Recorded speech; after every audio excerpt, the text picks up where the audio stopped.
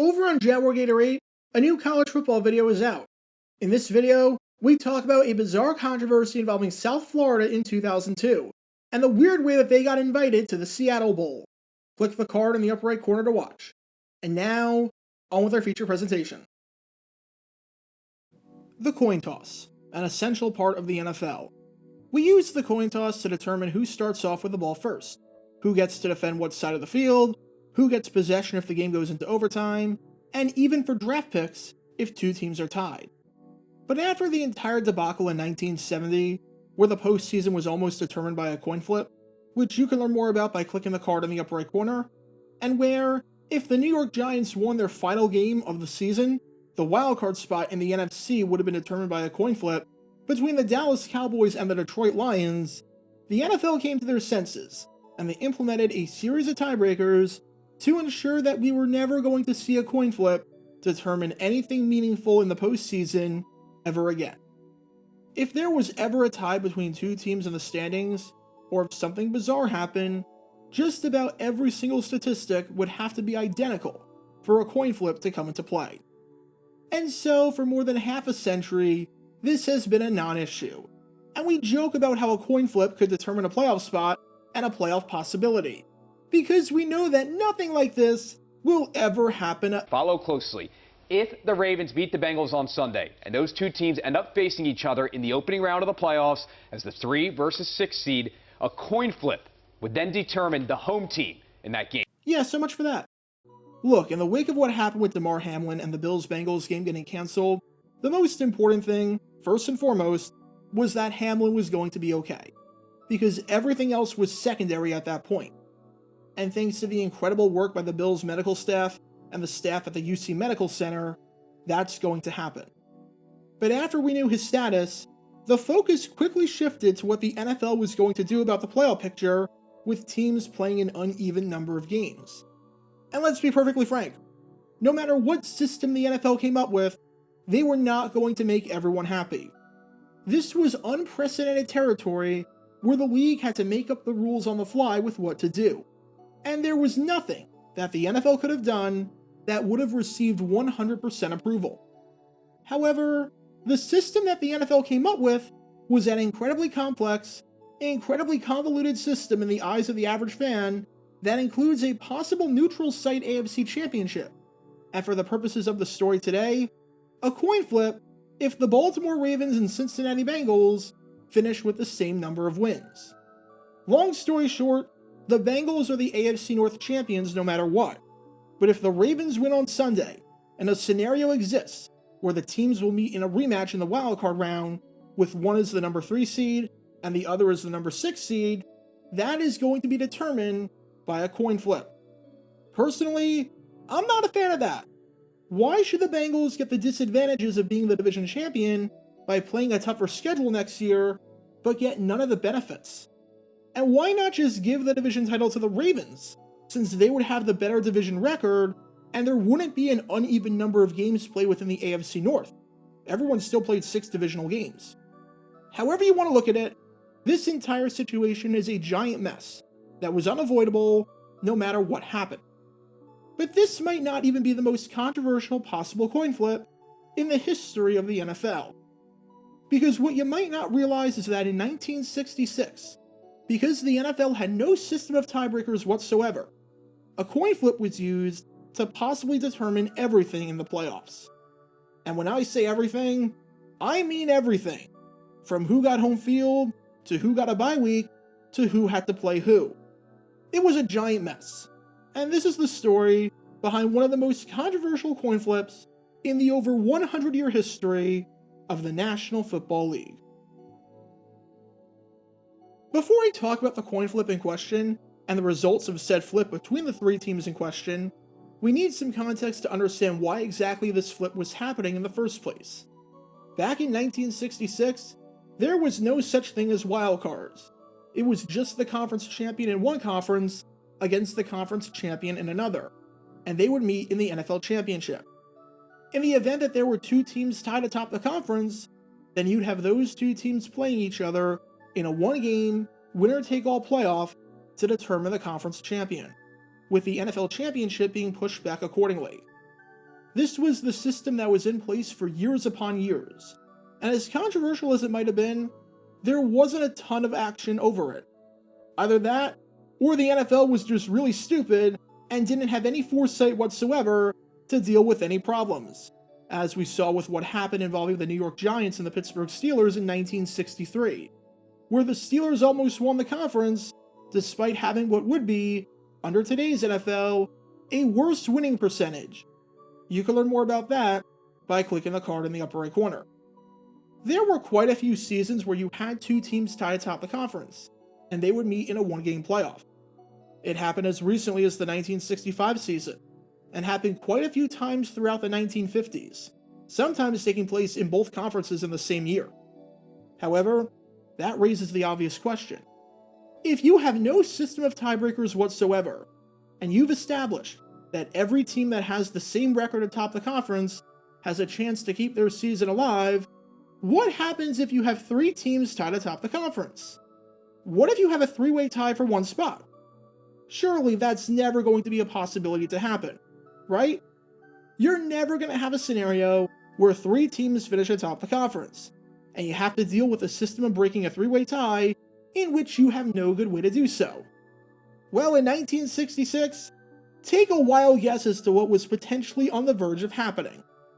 Because through the first 12 games of the season, with just 2 weeks to go, it was looking incredibly possible that this could happen. In one corner, you had this team right here, the Dallas Cowboys.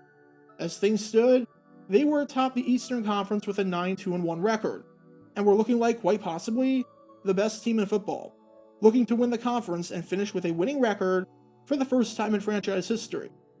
As things stood, they led the NFL with 397 points scored, for an average of over 33 points per game, thanks to the dominance of wide receiver Bob Hayes and his lightning-fast speed.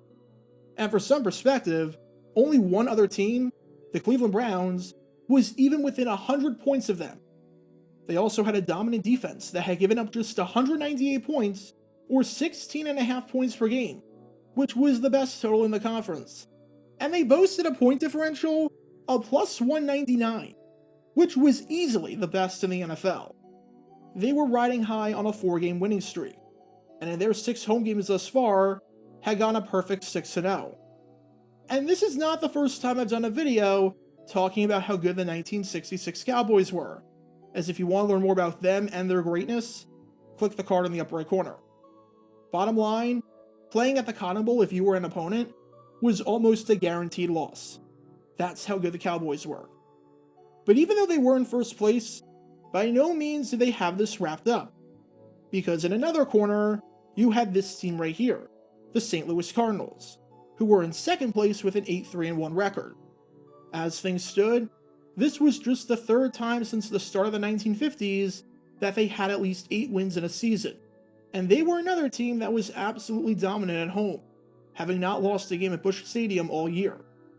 They got off to a hot start, going 5-0, and kept up that pace at this point thanks in part to the incredible play of running back Johnny Rowland, who would go on and win the AP Offensive Rookie of the Year, and tight end Jackie Smith, who was putting together an argument for being the best tight end in the game.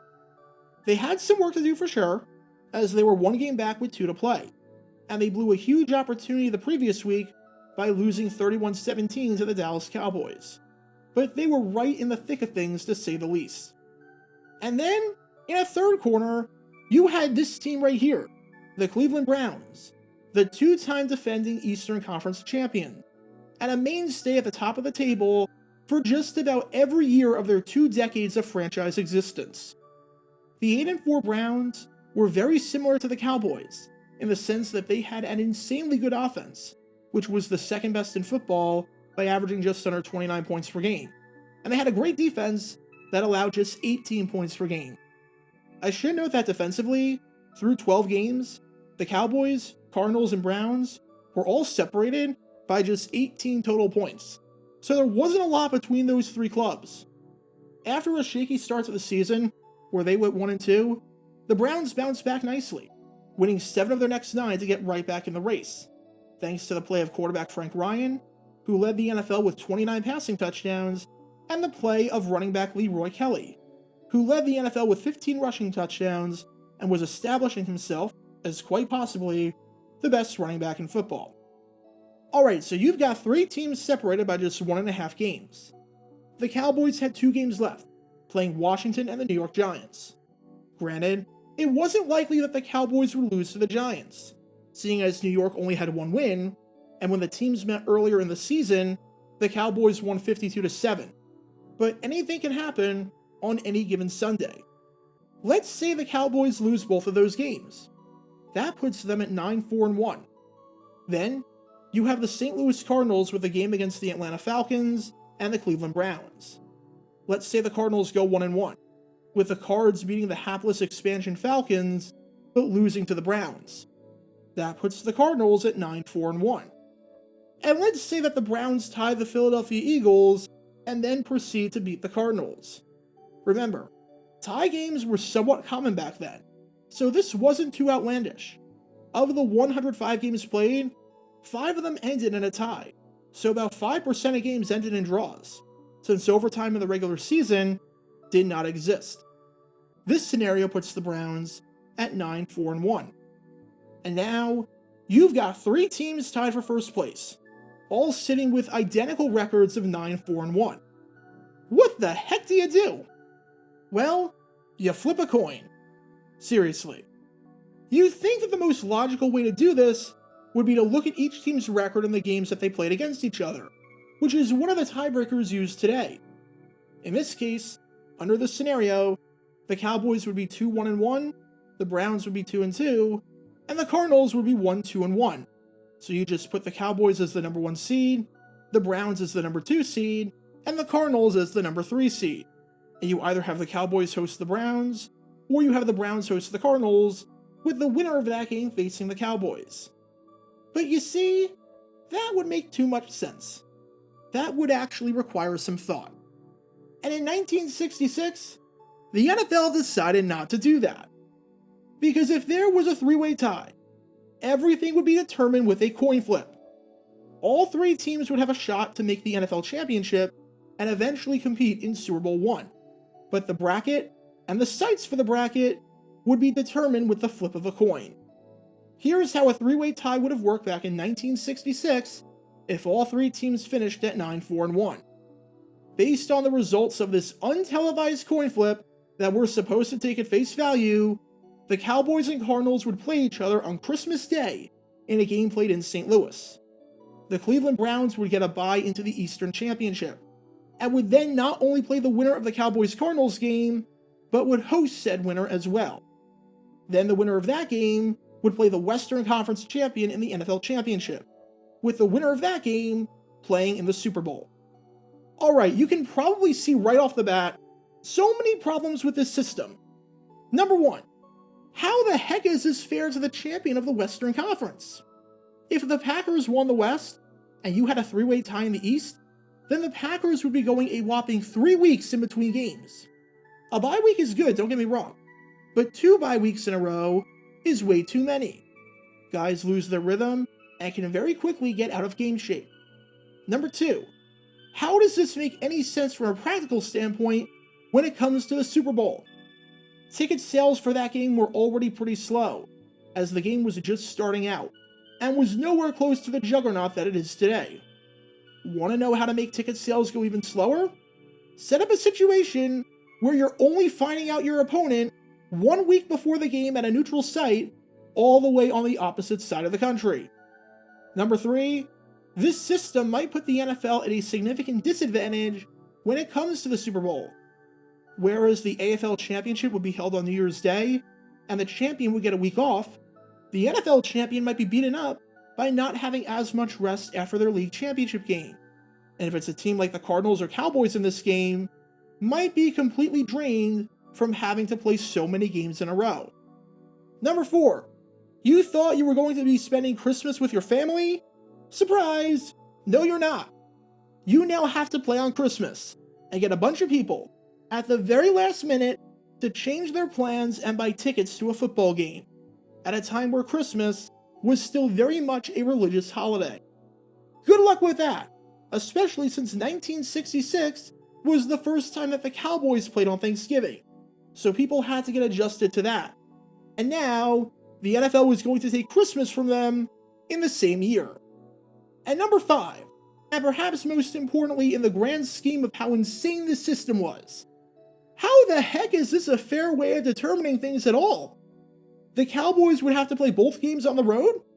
Despite the Cowboys never losing to the Cardinals in their regular season, their reward for having the same record as them is to play them on the road? And the Browns not only reap the benefit of having a bye, but they get to host the conference championship? Again, how is that fair? It'd be one thing if the winner of the playing game got to host, because then you'd have some give and take. The Browns get the bye, but they have to travel. But that wasn't the case. The Browns got literally everything that they wanted here. This system didn't appease 3 teams. It appeased the Browns and no one else. It seems like there were a ton of possibilities for the NFL to choose here that would have been fair, would have made sense, and would have benefited the league as a whole. And they picked the worst possible one. Because of course they did. Now fortunately, even despite this highly controversial and publicized coin flip, nothing ended up materializing. The Cowboys did lose to Washington in their penultimate game, but they beat the Giants on the final day of the season, going on the road to Yankee Stadium and taking care of business by winning the game 17-7, winning sole possession of first place in the Eastern Conference. But the fact that this was even a possibility in the first place, where you'd have to play a play-in game to a play-in game with both games on the road, and then you face a team that had 3 weeks off, is baffling. They had no game plan for this whatsoever, even though it was entirely foreseeable. So if you think that the possible Bengals-Ravens coin flip is bad, just remember that not only is there precedent for this, but the precedent is much, much worse and stupider than you might realize. Because I think it's safe to say that the mantra of tails never fails is not a good way to determine a playoff picture. Get your official Jaguar Gator 9 merchandise by going to jg9shop.com, and be sure to like this video, ring the notification bell, and subscribe down below if you haven't already, as it helps the channel out a lot. And be sure to check out Twitch every Wednesday night at 9 p.m. Eastern for your chance to play NFL trivia and win cash prizes. Link in the description below. If you want to see videos like this condensed down to 60 seconds, then follow me on TikTok at Jaguar Gator 9. To see college football videos, subscribe to Jaguar Gator 8. To see highlight videos of players throughout the history of the NFL, subscribe to JG9 Highlights. Also, special thanks to all of our Patreon supporters for helping out the channel. Your support is greatly appreciated. So you can become a patron and request future video topics in the description below.